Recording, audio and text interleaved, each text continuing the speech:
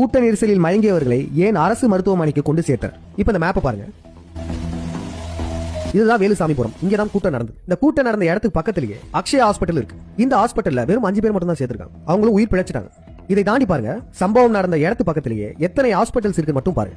அக்ஷயா ஹாஸ்பிட்டலுக்கு கொஞ்சம் பக்கத்திலேயே கேஎம்சி ஹாஸ்பிட்டல் இருக்கு, கிருஷ்ணா மெடிக்கல் சென்டர், அதுக்கப்புறம் நாச்சிமுத்து ஹாஸ்பிட்டல், அப்புறம் Apollo hospital, VC hospital, Amaravathi hospital, Sri Amman hospital, Niha multi speciality hospital, SG hospital, Deepa Kannan hospital, Nirmala hospital, Vijay hospital. இத்தனை ஹாஸ்பிட்டல் வழி நெடுக பக்கத்திலே இருக்கும்போது எதுக்கு சம்பந்தமே இல்லாம அமராவதி ஆத்தெல்லாம் தாண்டி கரூர் கவர்மெண்ட் ஹாஸ்பிட்டல் கொண்டு போனாங்க? இந்த கரூர் மெடிக்கல் காலேஜ் கவர்மெண்ட் ஹாஸ்பிட்டலுக்கும் கூட்டம் நடைபெற்ற இடத்துக்குமே எவ்வளவு டிஸ்டன்ஸ் தெரியுமா? 7 கிலோமீட்டர்.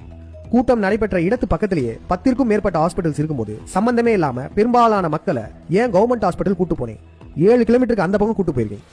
இதுக்கு சப்பக்கட்டு கட்டுறதுக்கு மா சுப்பிரமணியம் என்ன சொல்றாருன்னா, உடல்கள் பிராட்ங்கிற மாதிரி இறந்து கொண்டு வரப்பட்டிருக்கிற உடல்களின் எண்ணிக்கை 29ங்க. 29 உடல்கள் வந்திருக்கு. ஒரு 45க்கும் மேற்பட்டவர்களுக்கு சிகிச்சை அளிக்கப்பட்டு வருகிறது.